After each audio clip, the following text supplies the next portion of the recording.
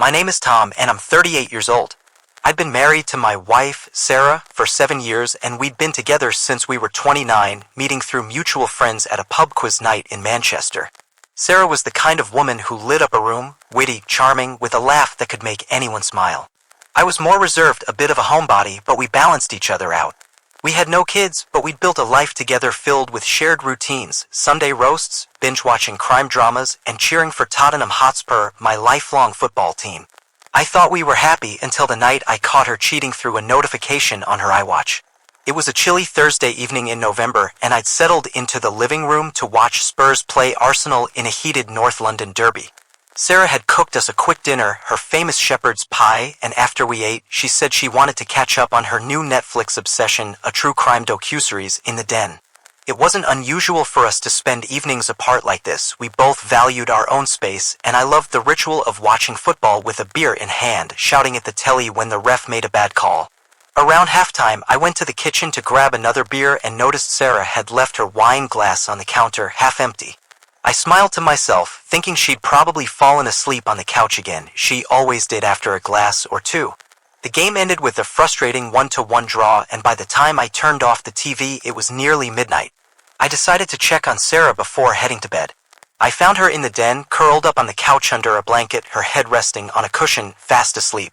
The TV was still on, the Netflix, "Are you still watching?" prompt glowing on the screen. She looked peaceful, her long brown hair splayed across the cushion, her lips slightly parted.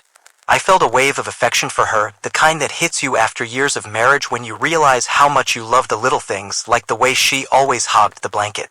I decided to carry her to bed so she wouldn't wake up with a stiff neck. As I scooped her up, her iWatch buzzed on her wrist, lighting up with a notification.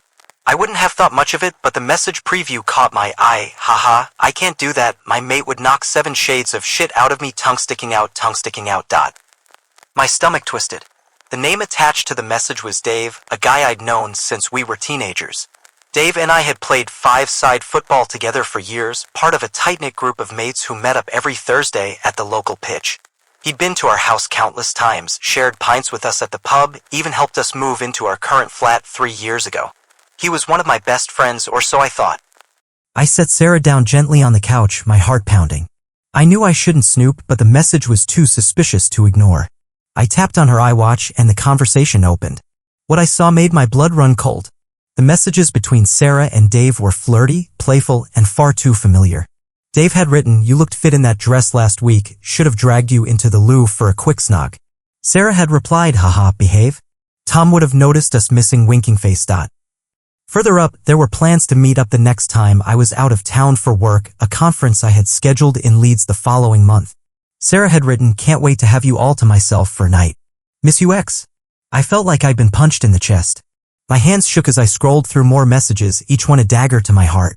They'd been texting like this for months, maybe longer. There were late-night messages, inside jokes, and even a photo of Sarah in a low-cut top with the caption, "For your eyes only, face-blowing kiss." I couldn't believe it.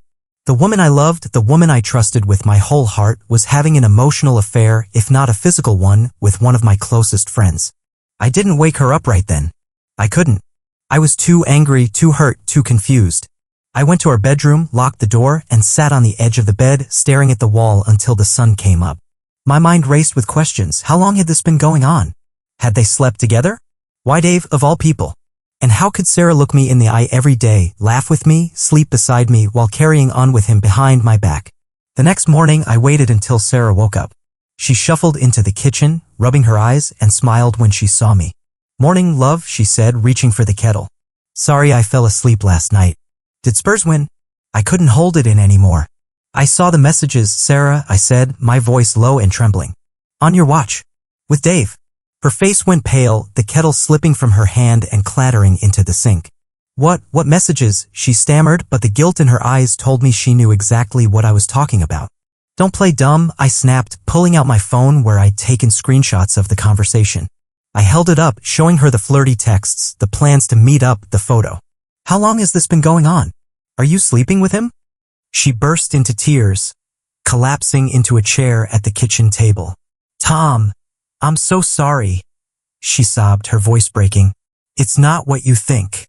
We haven't done anything physical. It's just texting, I swear." Just texting, I shouted, slamming my hand on the table. You're telling Dave you miss him, sending him photos, planning to meet up when I'm gone, and you think that's okay? You think I'm an idiot? She shook her head, tears streaming down her face. I didn't mean for it to happen, she said. It started a few months ago. You've been so focused on work and football, and I felt lonely. Dave was there and he made me feel seen. It was stupid, I know, but I never meant to hurt you. Her words cut deep. I'd been busy. Sure. My job as a project manager had been demanding lately, and I'd been spending more time with my mates at the pitch. But I never thought Sarah felt neglected. I always made time for her, or at least I thought I did. Was that really an excuse for her to turn to Dave? Couldn't look at her. I need space, I said, grabbing my keys and a duffel bag. I'm going to my brother's. Don't call me. I left without another word, my heart in pieces.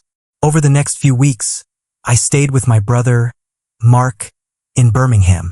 He was furious on my behalf, ready to confront Dave himself, but I told him to stay out of it. I needed to figure this out on my own. I reached out to a few mutual friends, asking if they'd noticed anything between Sarah and Dave. To my horror, 2 of them admitted they'd seen them getting cozy at a pub a month earlier, whispering to each other, laughing, sitting a little too close. They didn't tell me because they didn't want to cause trouble, but now they felt guilty for keeping quiet. I also confronted Dave. I met him at a park near his flat, away from prying eyes. He looked nervous, avoiding my gaze as I asked him point blank if he'd slept with Sarah. No, mate, he said, his voice shaky. It was just flirting, I swear. I know I crossed a line, and I'm sorry. I'll back off. I didn't believe him, but I didn't have proof. I told him to stay the hell away from me and Sarah, and I blocked him on everything. The betrayal from him hurt almost as much as Sarah's. He'd been my friend for over 20 years, and he threw it all away for what? A cheap thrill? Sarah kept texting me, begging to talk, promising to cut Dave out of her life, saying she'd do anything to save our marriage. I agreed to meet her at a cafe a month after I'd left, mostly because I needed closure. She looked like she hadn't slept in weeks. Dark circles under her eyes, her hair pulled back in a messy bun. She apologized again, saying she'd ended all contact with Dave and was willing to go to couples therapy if I'd give her a chance. But I couldn't do it. The trust was gone. Every time I looked at her, I saw those messages, imagined her laughing with Dave behind my back, planning to meet him while I was away. I told her I wanted a divorce. She broke down, begging me to reconsider, but my mind was made up. I couldn't stay with someone who'd betrayed me so deeply. The divorce was finalized 6 months later. It was a clean split, we had no kids, and we sold the flat, splitting the proceeds. Sarah moved to Leeds to be closer to her sister, and I stayed in Manchester, throwing myself into work and football to keep my mind off the pain. I heard through mutual friends that Dave tried to reach out to her again, but she shut him down, saying she was done with him for good. I don't know if I believe that, but it doesn't matter anymore. It's been a year since that night, and I'm still healing. I've started going to therapy to work through the betrayal, and I'm slowly learning to trust again. I've reconnected with old mates, ones who had my back through the whole ordeal, and I'm even thinking about dating again, though I'm taking it slow. The hardest part is knowing I'll never look at Sarah the same way. She was my best friend, my partner, my everything, and she threw it all away for a few flirty texts with a man who was supposed to be my friend too. But I'm stronger now, and I know I deserve better. One day, I'll find it.